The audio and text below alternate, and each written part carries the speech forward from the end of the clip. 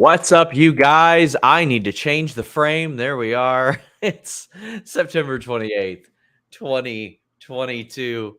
This is Fightful Wrestling. This is your AEW post-show review. We got Alex Pawlowski here. Please leave a thumbs up. Please donate a super chat or a humper chat. If you are on YouTube, there might be a little bit of a different way for you to donate super chats. I think there's like a medal, and you click it, and there should be a little drop-down menu. It's a pain in the ass for me to explain, but it's very easy for all you people. Please leave a thumbs up, though. Alex, what do you got going on? Woke up tonight with a bad case of the kindergarten flu. Finally, no. my daughter's been sick since August. Like, she never fully gets over whatever the hell that she's got from all those little petri dishes she goes to school with. And finally, I have succumbed. I woke up this morning with a terrible sore throat, so I'm pushing through for all you people. It's funny. Denise had a little bit of a sore throat last week, and she called into work. But Alex shows up. Absolutely. And he does his job. He does his by God job. We did our job today. FightfulSelect.com. We had more news on Soraya's deal. We had more news on MJF and what he did when he was out. How about this? Right after the show tonight, I'm going to have details on what necessarily changed for tonight's show as a result of people who couldn't come to the show. We are, of course, sending our love to everybody in Florida. You're going to be able to hear more about that on Day After Dynamite Thursday with Will Washington as well. But we definitely send our love to people who are affected by the hurricane and hope that you get better. Also, I do realize some of you may be hesitant, cognizant of the content that you take in, given Malachi Black's words this week. I just want to say I understand that.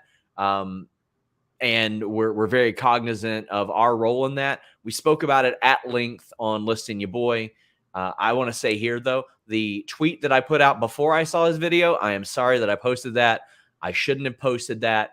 But there's a bit more of an expansive explanation of the news we got, which, again, I do stand by our reporting and our approach. We will never, ever on Fightful cover somebody's mental health, their illness, their pregnancies, their personal relationships, as long as it's legal, above board, doesn't involve like an arrest or a lawsuit or something like that, unless that talent comes to us or one of their reps and says they would like to share this, which has happened once or twice. Other than that, we do not touch people's mental health, and that is to be taken seriously and should not be used as a vehicle to troll somebody, to harass somebody, or anything other than that. And I wish him nothing but the best, and hope that he feels better soon. Hope that we see him back better soon, completely regardless of what he said. He's one of my favorite performers in the world.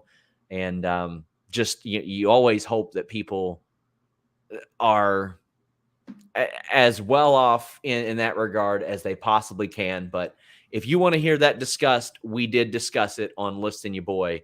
And outside of that, we're probably not going to touch that for a while. But we've got lots of stuff to talk about on AEW Dynamite. Please leave a thumbs up. Alex, can we get like matching purple outfits? Like we should. Yas. We should get matching. Was that crushed velvet? It looked like it. Fantastic. It looked like it. I love their entrance. I love how boy bandish it is. Like, I mean, the Backstreet Boys just came to town, and two of them are from here. So they took over the city for like 3 days, right? It felt like it was 1999 again. So that's fresh in my mind as this happens. But we have Luigi Primo, who, listen, politics and all that other stuff aside, he's since kind of outed himself as an anti-vaxxer. So to some people, he's very popular. To other people, they're like, But I thought in this role, it worked out very, very well. He got a good reaction from the crowd, and Daniel Garcia clocked him. Yep, that's true. I thought that he served his purpose, because why wouldn't he be hanging out with the sports entertainers? Yeah, there's nobody more entertainment side of sports than Luigi Primo. I make it a pizza from New York, so everybody can boo him. It's perfect. Yeah, that, and I also, but I did love. Was Hager there tonight? Which, I mean, understandable. There's going to be a lot of people that couldn't make it tonight, right. unfortunately. I didn't happen to notice. You'd think you would notice a guy standing 3 heads taller than everybody else out there in a purple suit, but I didn't see it. I love that they're like, we got you a gift. It's a bucket hat to match the ridiculous suit that you're wearing that obviously Danny Garcia didn't want to wear either. I thought that was great, but it was so funny because he punched Luigi the Pizza Man. And and the crowd did not react the way they wanted them to, because they're like, no, I mean, he's a pizza man. I mean, he said the New York thing, we're Philly and the anti-vax stuff, but don't punch the pizza man. But then later they panned over and Luigi was still dead. Like he never woke up from that one shot. It was very funny. Oh man. Also, I want to say R.I.P. Coolio. Man, that's heartbreaking news. That's heartbreaking news. And get in your super chats, get in your humper chats. Our great moderator Luis is going to be taking these down, and he'll make sure that we get those in for you guys and get them read before we go on the air, or while we're on the air. But you can leave them before we go on the air as well. We've got plenty of stuff on the docket, but this opening segment, do you think this is an official turn for Daniel Garcia? Because he's like, this isn't what I am. It's not what I was supposed to be. The bucket hat bit was great. Yeah. Oh, it was so amazing. That's absolutely who he was up until like 2 months ago. I know. He hasn't been wearing the bucket even before he started to be more like wanting to be more like Bryan Danielson. He wasn't wearing the bucket hats as much. But this summer, it was all bucket hats all the time, either that or the Kangol.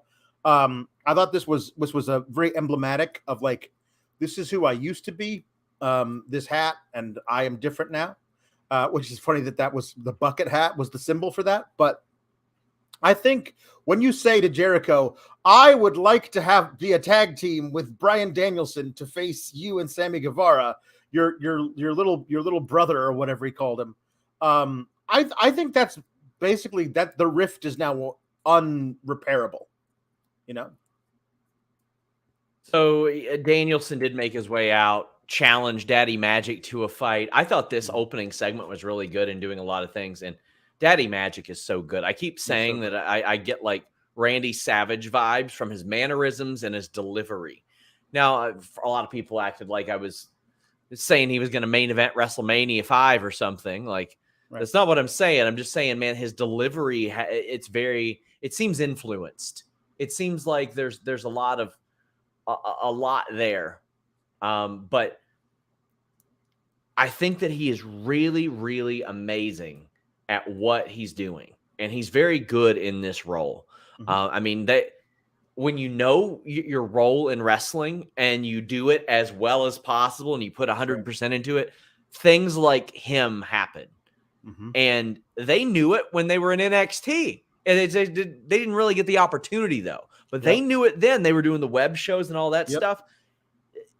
2.0 are one of the great success stories of having another brand and showing, like, listen, they could have worked out either way. They could have worked out in either place, but AEW was the better fit for them. Right.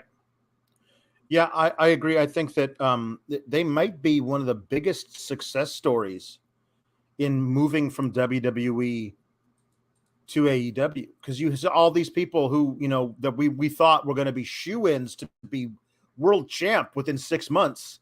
That has not paid to fruition yet. You know, when Aleister Black debuted as Malachi Black, it sure looked at the time that they were going to strap a rocket to that guy and make him world champ at some point real quick. Same thing with Andrade, but that didn't happen. Even Miro had a really cool TNT title run, but he hasn't had a match in like 3 months. Like 2.0, the former 2.0, former Everrise, Cool Hand Ange and Daddy Magic are always on television. They're always around. They're always doing stuff.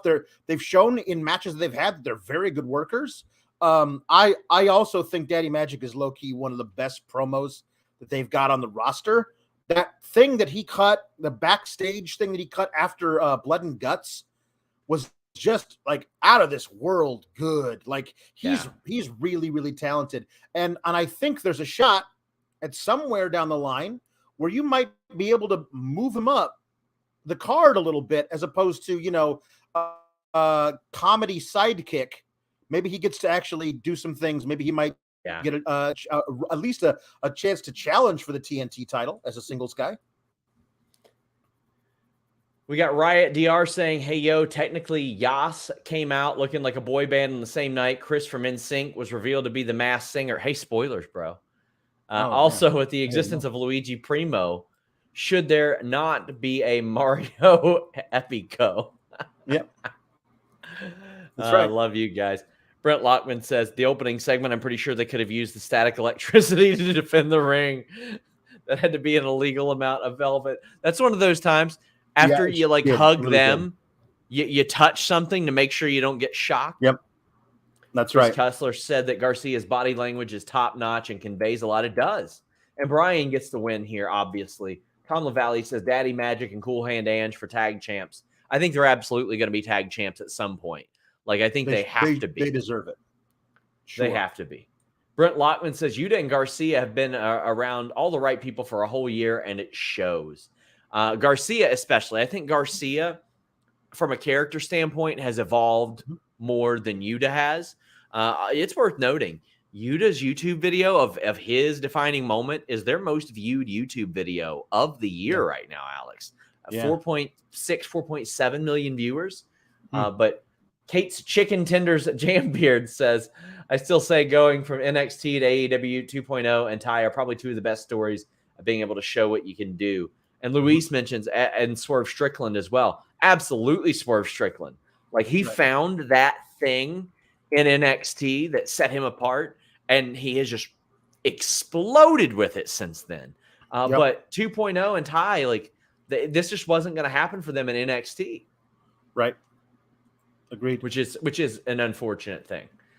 Chris Routh, thanks for becoming a YouTube member. JW Pringle says, NyQuil chicken will make you better, Alex. Oh, I should try that. Meet Norma says, sending love to Florida homies, SRS, and anyone getting kicked in the yam bag by life. You're not alone here. We appreciate you, buddy. Brett Lockman says, happy belated birthday, Alex. Thank you. Rich Frazier says, any word on the Dynamite Dozen match coming back? If it does, it should just be MJF should win it again. Right.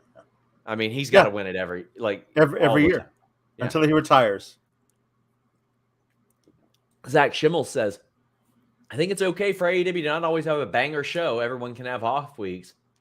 But let's remember to do one thing. Just enjoy wrestling. I mean, it's how each person wants to consume it. I mean, I have asked Alex to just enjoy wrestling for 6 years, and he refuses, to the point to where he's made a career of it. I mean, listen, I wish I could just just sit back and watch, and whatever it is, think it's great. But I always want things to be better. Yes. I as a viewer, I am a perfectionist. Yes, indeed. James Zimmerman says, one of the tightest episodes of the year, 5-5. I mean, that's the thing. We got people saying great episode, boring episode, all kinds of stuff. Rerun says, I just wanted to mention the commentary upgrade since Taz joined Dynamite on a permanent basis. Taz and Man in the Mask are a reason to watch Dark. Taz is incredible. And I think it was evident, like, Jim Ross was not right for this spot anymore. No. And since he's gone, viewership hasn't waned. It hasn't hurt them at all. In fact, it's helped them. And I've got a ton of respect for Jim Ross. It's just use it, pick your spots with him. Yep. Sawyer says, did you see 2.0's incredible promo before last week's match against Bronson? I can see them being the next to split from Yas to reconcile with their son. I wouldn't be talking up a big split yet, but yeah, they're incredible with their promos. Like, that's the thing. Like, they can do it. They can talk. They can sell a match. That's the thing. Yes. They can build and sell a match, and that's the purpose of a promo, Alex. Absolutely. I think that they're very, very good at that. And I listen. If you had asked me a year ago, do you think the Acclaimed are going to be AEW champs? I would have said no. Sure. I think they might challenge for the title once or twice, but they're never going to be champs. And now they're undeniable. So you never know. You honestly have no idea. But 2.0, a year from now as tag champs? Sure. Absolutely. Yeah. We have MJF and Wheeler Yuta. I think one day Wheeler Yuta is going to have that on the mic. He's carrying the confidence right now. Uh-huh. I just don't know if the content is there necessarily.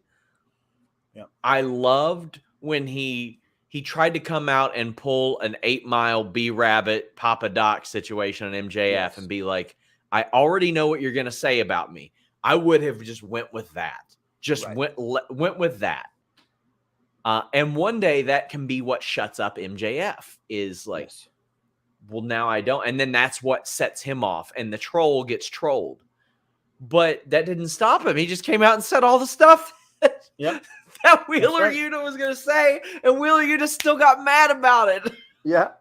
Yeah.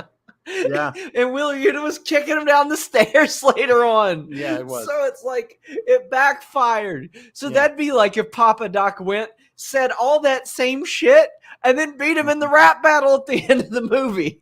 Like, damn, and took his job. But damn, like this is poor Wheeler Yuta, man. He was trying to get one over on MJF. It didn't work. No. Because I love his like, no problem to come out there and talk about how much the Phillies suck. And then MJF did. It's like, I'm still going to say it because I don't care. Yeah. But I did like the thing about all of this I liked the most was MJF coming back. You and I have known each other for a long time. Yeah. We wrestled each other dozens of times going up and down the East Coast in the Indies. So I know all about you. And I will say to your face, you're one of the best wrestlers in the world. But you don't quite have what I have on the microphone. And I think that's what I always say this. Don't bury your opponent. Put them over in the promo. Yeah. That way it looks better when you eventually beat them. Or it looks better for you if they beat you. Yeah. Like all those things. And I thought that MJF did a great job of that. But I also, there was a Wheeler Yuta line. If you don't fight me in this ring, I'm going to leave you in a pile of blood on Broad Street, and the crowd loved that. So, like, no, this is a perfect thing for MJF to do in the meantime until they get to the point where he's probably going to cash in his chip at Full Gear. But this is him fighting with Wheeler Yuta for a couple of weeks is a great idea. Yeah, and it will only help Wheeler Yuta. Chris says he's impressed with his mic skills. Not great, but he's good and he'll get better. That's why he and Garcia have passed Sammy and Darby recently. Well, I mean, also, they're on the show and Darby's not as much. But yeah, I agree. Wheeler Yuta, it's like the person you want him to work with is MJF, so he can get better with this. Yes. Chi-Town Spurs says, hot take, I thought Yuta's pile of blood on Broad Street line was better than anything MJF said. That was good. Oh, that was very good. Lethal calls out Darby, so we're getting that. But we got Moxley against Juice Robinson. They keep referencing the fact that Juice Robinson says he's a free agent. He has said he was a free agent before, and he wasn't.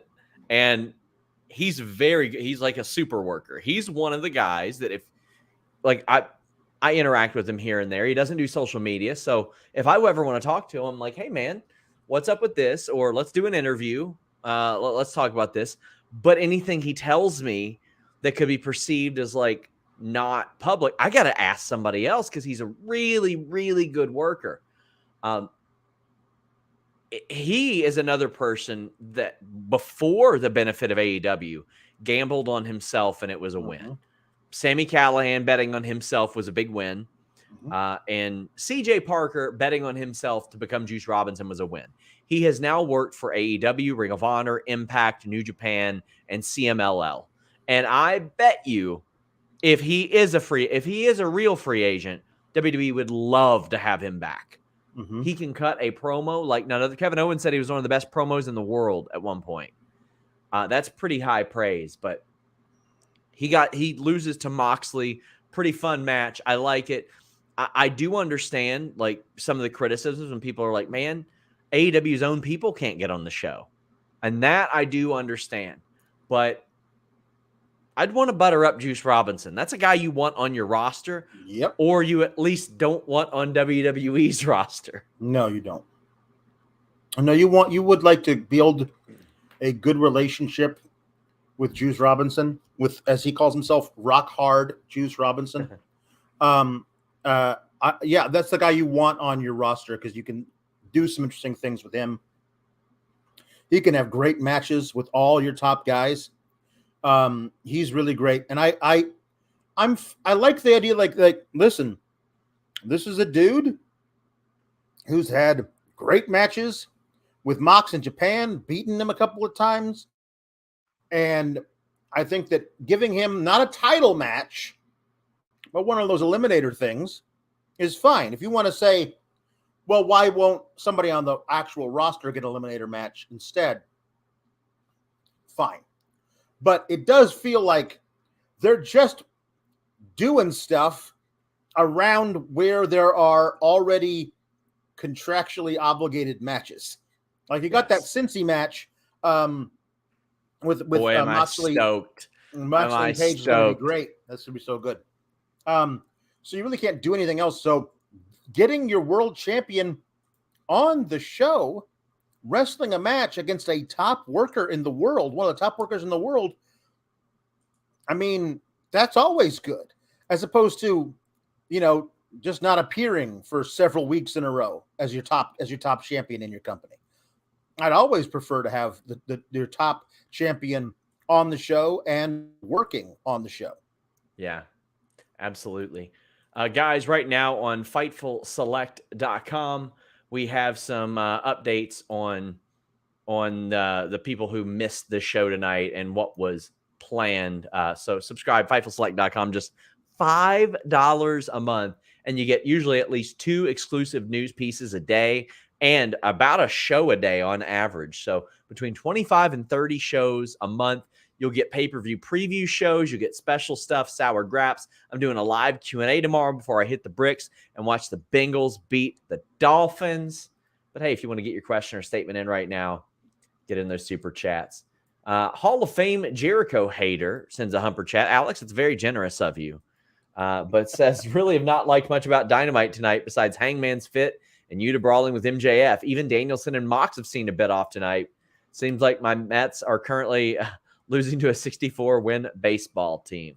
I mean, yeah, Aaron Judge might have more home runs than some teams have wins this year when all is said and done. Congrats to him on 61. But Hangman came out. We're getting that match in Cincinnati. Evangelina Gray says Hangman is a style icon. And Carl says, shout out to him for wearing the Dolly shirt. It's amazing. Amazing. But before we get to that, Kelsey says, Juice is so special and a hidden gem. Any company that gets a chance to use him is lucky at this point. Great job as always, guys. Yeah, and MA says, need that tag team with OC, Orange Juice. That's a long-running bit in that regard. But Juice would be a good addition, and I say that cautiously because they've got an inflated roster already. They do. They do. But there's certain guys you make room for. At least I think true. That's true. And my thing has always been, like, it would, especially with AEW, a lot of things would be solved so much if you had a rotating offseason where guys get to go away for 6 weeks to 2 months, heal up, take a vacation from very needed R&R, go off with your family, go on vacation, do whatever. And while they're gone, you write them off with a kayfabe injury or whatever. And while they're gone, somebody else slides into that position and can have a run at a championship match, a higher elevated position on the card, while the other guy is gone. You can just rotate guys in and out like that. It'd be a really great way to solve the bloated roster problem. Yeah. Damn, I got to sneeze so bad. Driving me nuts. And Vince gets fired, and all of a sudden we just let anything happen. That's around right. here. But I mean, that is kind of what they do now, except people just go off TV without really explaining it, which I guess there doesn't always need to be an angle for that. Yeah. But Mox said, tighten things up a little bit in my mind. Kate's Chicken Tender says, you know what? Just for the hell of it, give us a trios match. Death Triangle versus Bullet Club. Ace, Bay, and Juice. Oh, I would love that. I love this generation of Bullet Club. They find a way to keep themselves relevant. Well, MJF takes exception to Hangman even showing up and says, you guys are just fighting to lose to me. But then Yuda kicks him down the stairs. He appeared from behind him in the suite, which was just great. I love it. It was amazing. It was amazing. I thought this was one of the more useful things. By the way, Alex, your connection is a little wonky. A little wonky, but you know what? I might have a solution for you, Alex. What's that? NordVPN.com/Fightful, and I'm definitely not doing this to give him time to adjust it. NordVPN.com/Fightful. 30-day money-back guarantee, 4 free months, works on all your devices. You can get a VPN, a pass, a locker, or all 3 with their great tiers. And you can change your virtual location with just 1 click. Save on pay-per-views, on wrestling content, on services when you subscribe to overseas services, and you get access to a lot of that geo-restricted content that comes at a much more affordable price. But NordVPN.com/Fightful unlocks that for you. You're going to end up saving money. I mean, you're going to save money anyway because you get 4 additional months free. But once that kicks in, man, you're going to save so much money. It's going to pay for itself. It is one of the best things I use on a daily basis. NordVPN.com/Fightful blocks online trackers, annoying pop-up ads, and malware. It's a good time, guys. You want it when you're using that unsecured Wi-Fi, when you're traveling. You don't want that shady stuff. NordVPN.com/Fightful. I love it. Alex loves it. The world loves it. At least once a day, I have somebody hit me up, and it makes me happy saying, use NordVPN.com/Fightful. So happy about it. Well, I'm happy that you do it. Orion says, Yuda stole Keith Lee's gimmick for the MJF attack. Yeah. And Ian Hunter says, they better be giving us Ethan Page title win in Toronto if they're giving us Danielson versus Jericho yet again. So, I mean, for the ROH title, and I'll talk more about that, I was like, man, all right, again? Okay.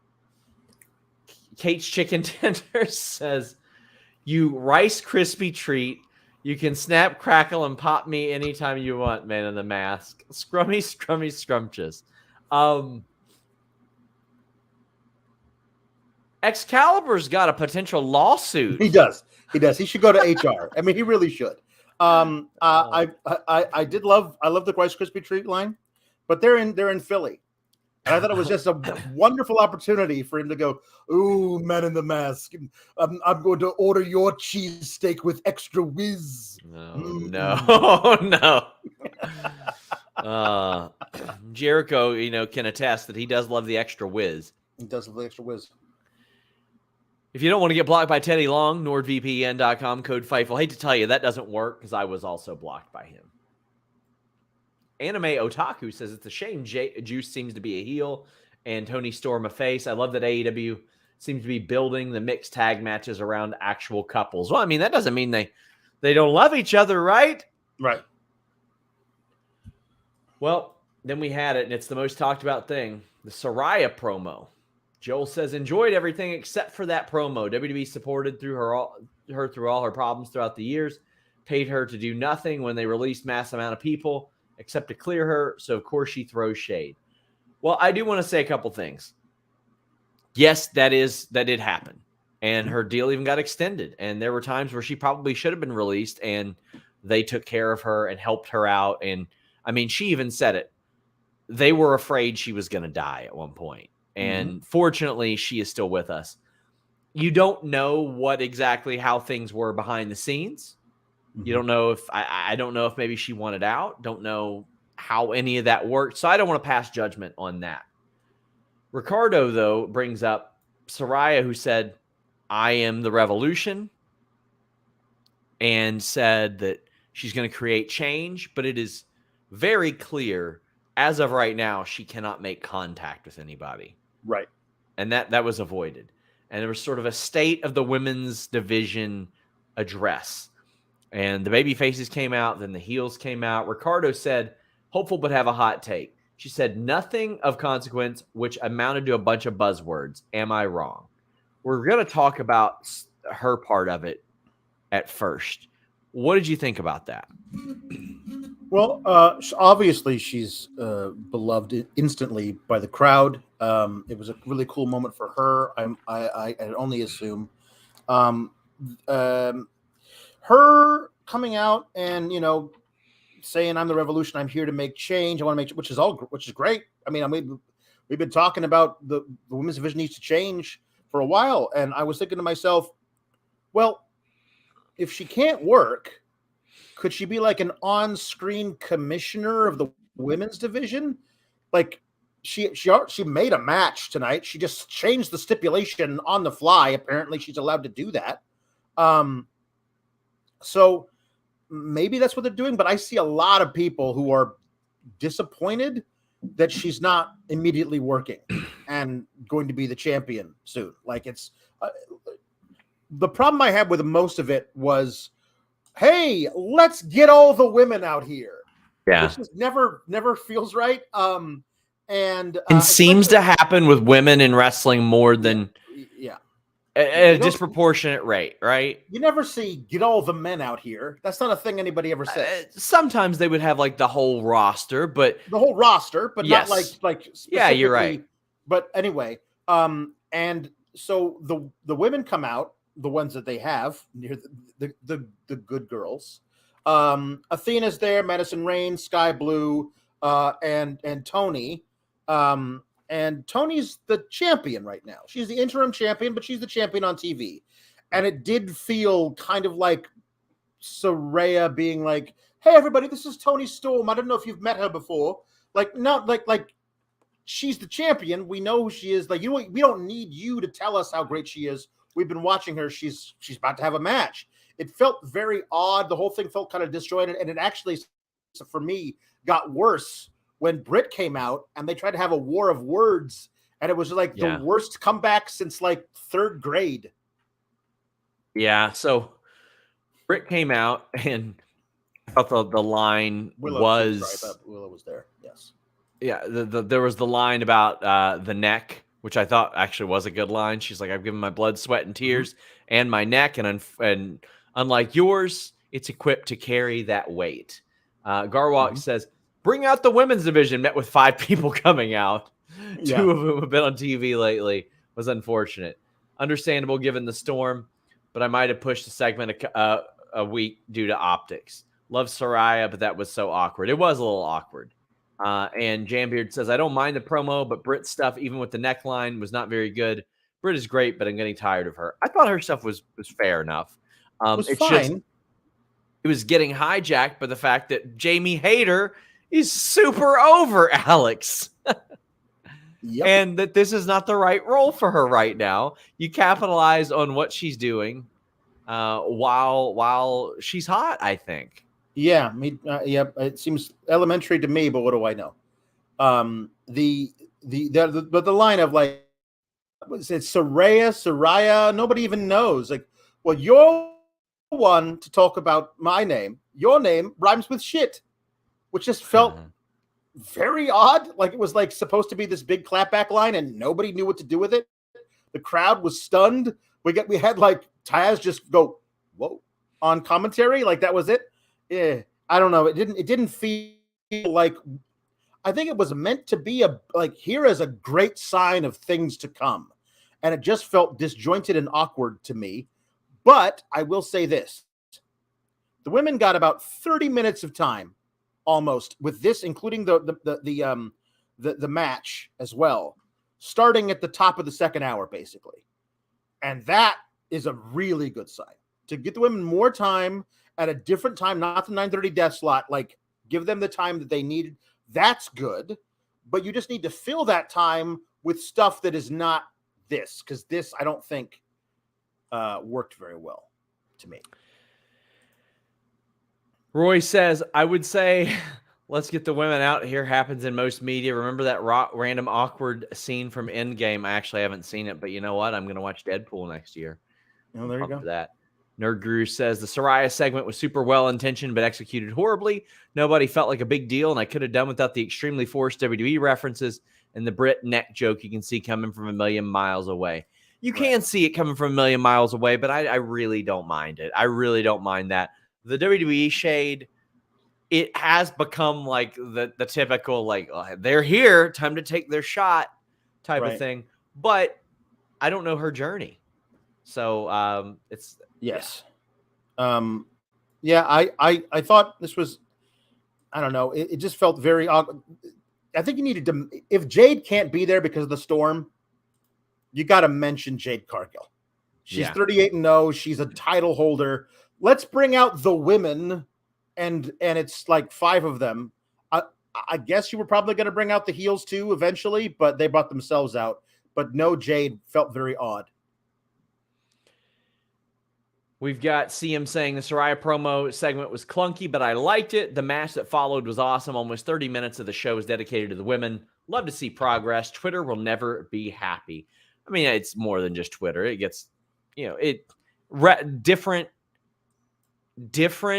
people like different things across all different platforms. Yep. So, Meet Normus says, I'll be at Dynamite next week, roughly 200 miles away from North Carolina. Will I see 2 matches, not including Dark, for women? No, I don't think so. No, probably not. Wayward saying, Saraya calling all the women out to the ring felt like a big deal. Felt like real life feelings, seeing all these women on TV being badass. Anna Yas getting her moment, and the Dolly shout out, women for the win. The Anna thing, I'm still waiting. Like, I want some substance to it. Me too. I want some substance to it, but yeah. We got Tony Storm defeating Serena Deeb. Joey Bag of Donuts brings up that finish. What a goddamn finish it was. My goodness. A second rope pile driver. One of the best finishes that I've seen in a long time. And thank God it was the finish. Yes. Yeah. Jesus, Alex, that was incredible. What'd you think of the match? I was. Here's the thing, like I love Serena Deeb, and I guess it's fun. We want to be a competitive match. Kicking out of the Storm Zero short pile driver, which looked like it was a pretty stiff one, at that was interesting choice. And I was like, I wonder if they're debuting a new finisher here for Tony, because the old one couldn't get it done. Yeah. Here's a new one. Apparently, the new one is just the monster version of the old one, which is fine for me. That's okay. I thought that was a hell of a finish. It was a good match. Wish the crowd would have been into this more, because I thought it was a really good match. And me too. I thought once the promo was clunky, but I do think that this was well intended, because it got a lot of people on the screen. It was a lot of time devoted. And there were people like Willow Nightingale, who I think is going to be a breakout star one day. On screen in a role where they got to look at her and say, oh, well, she's beating up the person that was just cheered heavily. So I thought it was really, really well intended. I think it was a good step. And if it's saying we're going to do better in that way, I'd much prefer that over, this was all Baron Corbin's fault, we're going to do better. You know what I mean? I much prefer that. Yes, much prefer. To Saraya saying, we're going to make a change, and here's the first example of it. Here's a good title match with an avalanche pile driver finish. Yeah. Oh, incredible finish with this match. Yep. Corey says Deeb is overdue to be AEW or ROH champ. At this point, I'm starting to wonder if it'll become like the story that she's got to achieve that, because she never has won the big one. And I think that would be a good story to apply to her. She is as close to a female Bret Hart as we're going to get, like from her facial mannerisms to the way that she attacks in the ring to her demeanor as well. It looks like everything she does is intended to hurt somebody or intended to win. And I really like that. Right. Sawyer says, TK trying to turn Willow heel by have her face hater, the mad lad. That is a rough situation for Willow to be in, right? It's really is. you're one of the most likable people in wrestling, but hey, by the way, you got to go out there and attack this woman that that everybody's cheering for. Yeah, it's a tough one for her. It is, you know,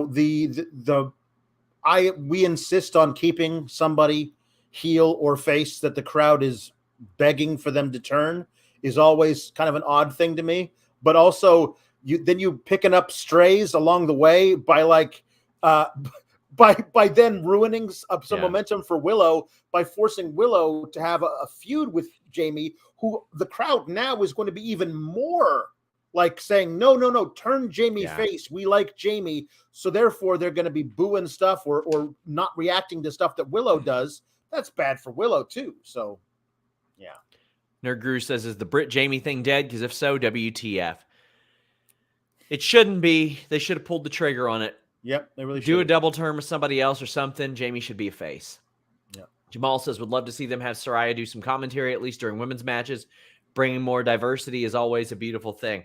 I mean, I like her, the idea of her being like the commissioner, the sort of whatever AJ Lee is to WoW.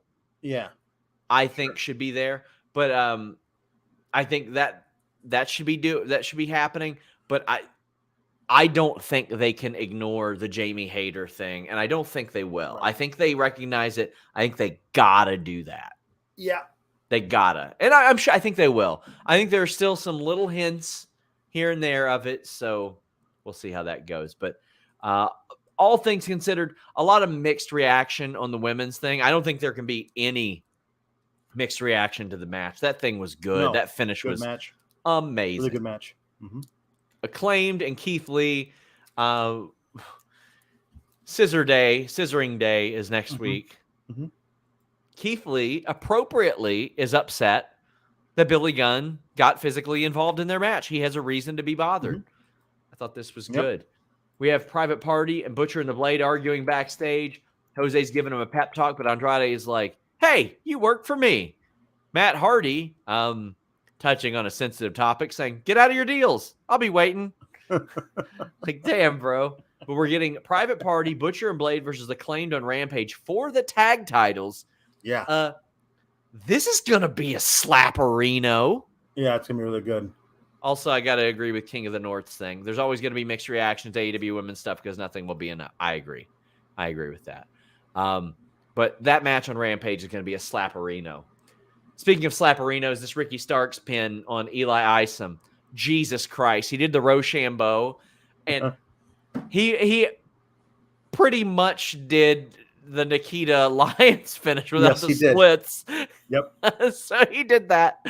I couldn't tell if Eli was laughing or not. It was amazing. He does the fun earthquake, and I'm a big John Tenta guy. I love him. I love him. That when wrestlers, when haircuts, when singlets were men. John Tenta. Well, how old was he when he was feuding with Hogan? Like 24? 26. 26. With the chest hair and the balding skullet. Oh my God, it was so dope. And here's the thing. Because he was so good, I was a child, and I'd see people that looked like that at the gas station, and I'd be like, they're gonna fuck somebody up. Like they're gonna squash a snake in a bag or something. Like, it's gonna be bad. And John Tenta is the legend. Ricky Starks beats Elias, and there's not a lot to mention here besides Ricky Starks is really great. Yep, he really is. Yeah, and this is the kind of thing that I think is really great to keep guys like this over and on TV. And because Ricky Starks won versus Will Hobbs, but it didn't count in the standings or whatever. So it's a way to keep him going strong. I keep saying this, man. If you're telling me that, let's say MJF wins the title whenever he gets his title match, and the whole story is he's gonna hold on to that thing come hell or high water until the bidding war of 24. But there's a guy who takes it off of him right before there's a deadline. If that guy turned out to be Ricky Starks, I'd be all for it. Ricky Starks is a special dude. He is. I think he's a can't miss guy. And if they miss on him, woof.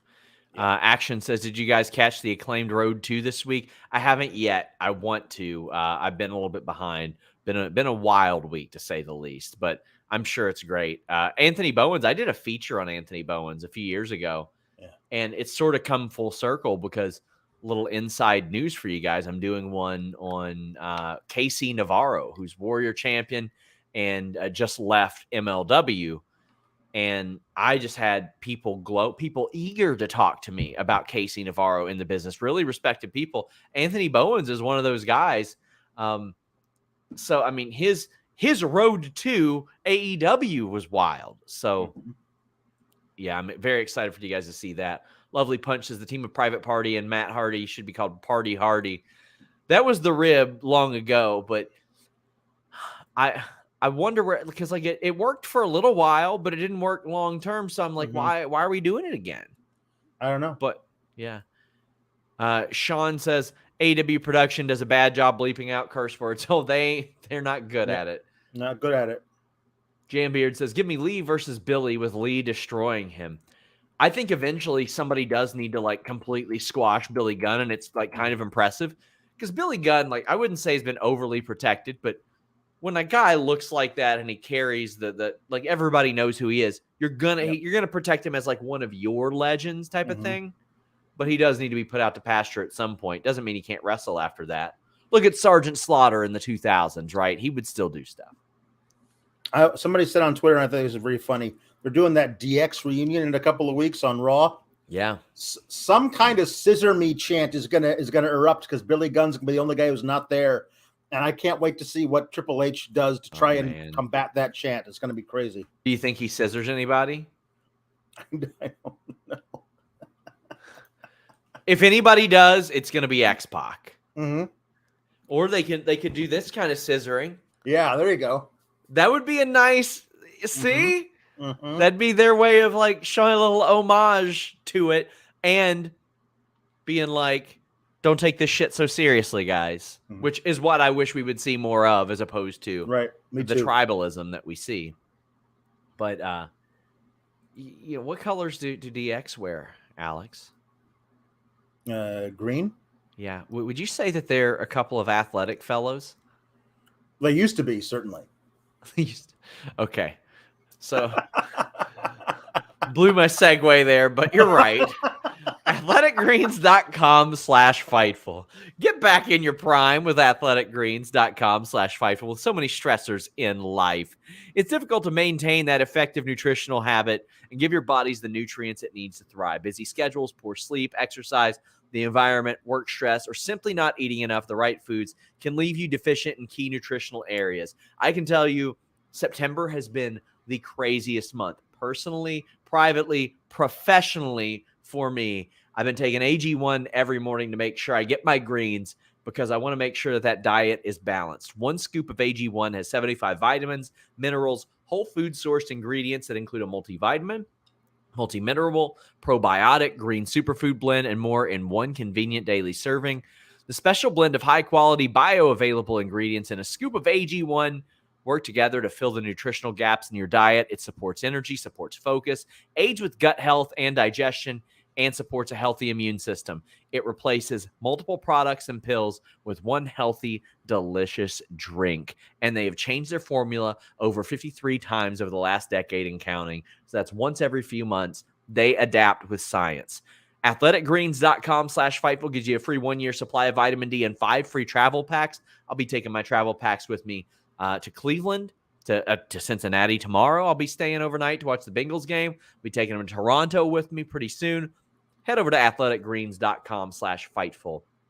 Try it today. We have current Battle Slam champion Baron Black who put this over on Twitter to us as well. Jambeard says, Alex with the potato internet. Not anymore. Not anymore. It fluctuates. Yeah. Jambeard says, HBK or X-Pac will be the ones to reference it. Yeah. I would say so. Luchasaurus, He's going to be on the next Dynamite. You got the Jack Perry segment. What'd you think about that? I want to say this, by the way, FightfulSelect.com revealed internally he's listed as Jungle Boy still. So not Jack Perry full time. Yeah. I think this is they're going to stretch this out because Christian is hurt. They're going to stretch this out for a while, and I think there's a something very I don't know, it's timeless about former best friends, now they have to fight kind of a thing. It happens all the time in wrestling, but especially when one of the friends is a Jungle Boy and the other one is a dinosaur. It really feels like it's a direct to video sequel to a Disney movie. Yeah. And it should be good for a few thrills here and there, but probably ultimately not worth the $16.99 that your daughter makes you pay to buy the video on digital. Guys, get your super chats, get your humper chats in. We are heading down the home stretch. Sean says, "Hey Alex, Costas, now a Bull, and now Giannis." I don't get it. I mean, I know who Costas is, but no, Costas and Giannis's younger brother is signed with the Bulls now. Oh, well, Giannis is not that much. No, I assure you. That's for sure. It's really Brian says, "I know this is the AEW show, but stand back. There's a hurricane coming through. I'm currently okay and have power. Sending love to all the Fightful family and wrestlers that call Florida home. R.I.P. Coolio." I am sure that Shane Helms's mentions are an absolute train wreck during all of this. And if you're in that guy's position, it's like you might feel like you can't even friggin' tweet anything because it's going to be just a mess as a result. Yes, true. Silver versus Roosh and Lee Moriarty versus Fuego for Rampage. But then we hit the main event. Chris Jericho defeated former ROH World Champion Bandito. They set this up with a video, which I think is good that they're doing, Alex. Chi-Town Spurs says, "Please tell me they signed that marvelous Mexican man." I do not know. I have no idea.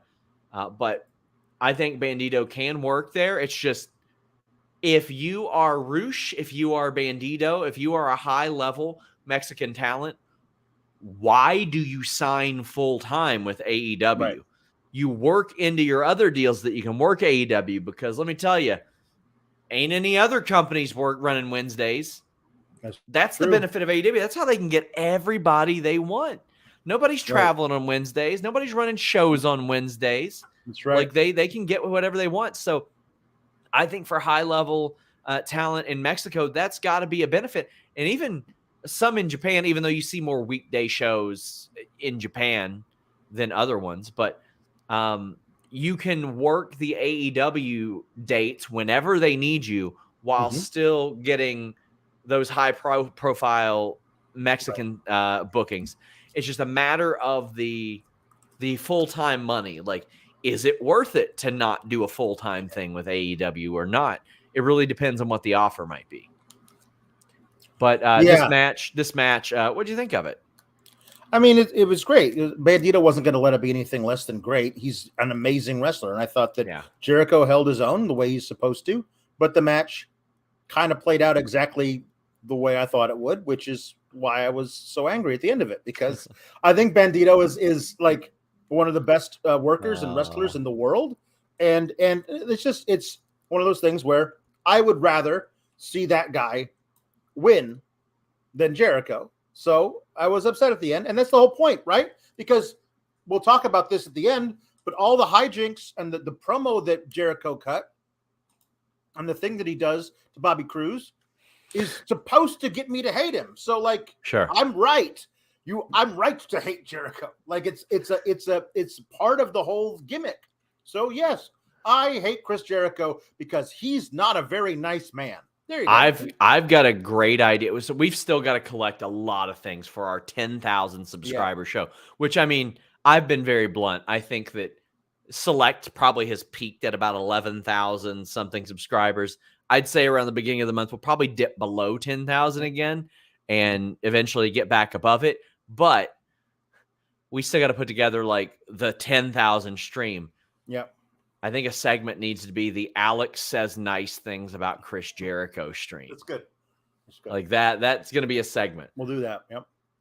Love the Lion Tamer being used. Love Ian Riccaboni on the call. Love Bobby Cruz being involved as well. Jambeard says, thinking about it, I know Jericho did it because of his 8th world title, but it also might be his 8th AEW nickname he's used. It's true. It's true. He's the Ocho. Jambeard says there's a video now of Bandito excitedly hugging and lifting up TK on the ramp like TK was a child. Some people will get so weird and butthurt over that. Like, let the man hug. Let the man hug. Jambeard says Jack Perry should be his street fight hardcore name like Jericho has the Painmaker. You should have a little hat, too. You should have a little hat. A little stupid little hat. After this, Jericho says that this is just the first step. He's going to beat all the ROH champions. He's going to disrespect ROH. He doesn't even know what ROH is, but it's something completely different now. Yeah, he now wants to call it Ring of Jericho. Yeah. Yeah. So I like that angle. It's just, I'm like, man, to Danielson already is kind of rough. Now, I love the idea of them being like, okay, well, Jay Briscoe is around. He's available.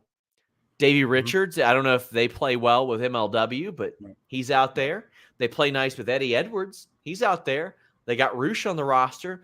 They've used Dalton Castle, Jay Lethal. I'm just looking up and down. Matt Taven's deal is about to be up. Right. Kyle O'Reilly isn't going to be back for a while, obviously. They ain't bringing in Michael Elgin. Jamie Noble is working for WWE, as is Nigel McGuinness. They're not going to bring in Austin Aries, obviously, but there are plenty of people. If you can get low key to just not be political one night, you could have a banger. Unfortunately, we lost Xavier, who was going to make a bit of a comeback around the pandemic. We lost him a couple years ago, but there are a lot of people that they could really do with Jericho sort of being like, no, screw that. Yep. And, man, I actually love the idea of Jonathan Gresham returning against Jericho. You want to talk about the antithesis of sports entertainer. Right. I keep saying he could be this generation's Taz, a guy who is small, and you look at, like, what's he going to do? Well, let me tell you, he's a fire hydrant that can tie you up in knots, and you can't do anything. You can look at him and say, oh, you're short, and he'll say, tough shit, and you're tied up. Yeah. I think there's a lot of ways that they can do things, but how do you think this goes? I think that what you've described, at least this is what Jericho says in the promo. It's champions. I'm gonna desecrate the memory of what Ring of Honor was, and obviously, that would piss off a guy like Bryan Danielson. So it's odd to me that they're already doing this on October 12th, unless you just have Danielson win to prevent Jericho from doing what he says. And that way you don't have to call all of these former ROH champions and bring them in to lose to Jericho. But if you're going to have him, Jericho versus PCO should be on the Rampage in Canada. That would have been good. That would be good too. I basically what they've said, I'm challenging you, Danielson. This will be their third match in like 6 weeks, which is not usually something that they do. But him versus Danielson for the ROH title would be fine as long as Danielson wins, because what we have now is the otherwise what you started now is a, I don't know, 6 to 8 month storyline of Jericho. Like, do you really want Jericho desecrating the memory of ROH? Like, I know that's what he wants, but you would book the thing. Do you want to bring in all these former champions just to sacrifice them to Jericho to get his version of ROJ over? I mean, fine, but I think it's that good depends on where you go from there. I think the best thing they could do is to have Danny Garcia be the guy to beat possibly, Jericho for that title and unify the Pure and ROH title belts the way I Danielson did once. I think that's the best way to do it. I just don't know how long it takes them to get there. I would probably say Full Gear. You do Danny Garcia versus Jericho to unify those titles, and I would certainly, if it were me, put over Danny Garcia there to make him. But I would probably unify them and kind of bring back the more the title they were using last year that looks a little more contemporary. Yeah. The original title being used was because Bandito was sick and couldn't Right. appear at Final Battle, so they had to do something. And of course, Jonathan Gresham was a big original ROH guy, so they said, "Why the hell not?" And he made that title prestigious. Brent Lockman says, "I could listen to Riccaboni and Excalibur nerding on commentary forever." I just think that Ian Riccaboni is one of the most talented commentators, knowledgeable, clever guys out there. Yep. Jan Beard says, if Jericho's going to face ROH champs, it should lead to Christopher Daniel, Impact, Honor No More, Castle, hopefully bring back Gresham to beat Jericho for it. Jericho and Christopher Daniels would be a good one because there is that story there of how long they've been around. I think they finally had their match, though. But because Christopher Daniels told me that was on his bucket list, was to face Jericho. Get your super chats, get your humper chats in. Heading down the home stretch, guys. Broadway Joe says, Jericho kills the integrity of ROH. Garcia saves it. Simple enough. Effective but boring. That's been my main complaint with ROH or AEW for a while now. Yeah, I mean, you can kind of see it coming, but if it's good, I don't really mind. And also, they do need to consolidate some title belts. I love the Pure Rules, but I don't think they need that right now. Mm-hmm. You can just do Pure Rules matches here and there. And for that could be a stipulation that occasionally the ROH title is defended under. Yeah. There you go. Brent says, as a proud son of Toronto, I have one question after tonight. Am I about to see Danielson win the ROH title from before my eyes? Well, if you do, I do, because I'm going to be there in a few weeks. I'm very excited for that. But, oh, man, I don't know. Well, as Jericho would remind you, he's not from Toronto. He's from Winnipeg. So it's not like a hometown thing. Mm-hmm. And Danielson's going to be over there. Jordan says, well, Jericho Danielson means ring of here we go again. I love both of them over it for now. It turned out quick. Mm-hmm. Mm-hmm. Oh, Jesus. It's true. I don't like the rematches when it happened on WWE constantly, and I don't like it here. Jambeard says, I think it was La Sex God versus SCU during the pandemic was the only match where CD faced Jericho. I'm going to look because I could have swore they did the match. But if not, well, they need to do that one. Mm-hmm. Carl says, learn something new tonight. Didn't know Jericho or Toronto is a country until Jericho called it as such. Yeah. Oh, man. You. By the way, they were right. No full-on Daniels versus Jericho match. So they got to do that because Christopher Daniels told me that was like on his bucket list and he wanted to do that. Skywalker Club says, a few takeaways tonight. Saraya happy for her. And for the love of God, get the ROH title and Garcia away from Jericho and with Danielson. I'm sure Alex agrees. But Alex, you got sour graps. I'm going to have some time off over the next few weeks. I should still be here. Wednesday, I have Monday off. I've got a couple of Dynamites off as well. I need to arrange those because I'll be in Toronto. I'll be in Cincinnati on that Tuesday. I don't know what the hell you guys are going to review that Tuesday. I have no idea how that's going to work. We might have to do the thing we used to do during the pandemic, which we have to watch both shows and then review them. Yes. Bring that back for one night only. So I'll be having a little bit of time off. And honestly, I need a little bit of time off if you guys have followed me on Twitter. For personal and professional reasons, but I appreciate all of you. I had so many wonderful people reach out, especially like wrestlers and stuff, sharing with me their experiences and, providing support through the Malachi thing, through the other bullshit I dealt with Monday, through the personal stuff and the physical stuff as well. I haven't been able to respond to all the messages, but I want to say, guys, I've read them all and it means a lot, especially those of you that are sharing your experiences of a family member sort of losing their cognitive function and all that stuff. It means the world to me. And thank you guys so much. Jan Beard wraps us up and says, get Kate to cover for SRS. More singing, please. Well, actually, yeah, Sour Graps. I think I said this a while back. Monday.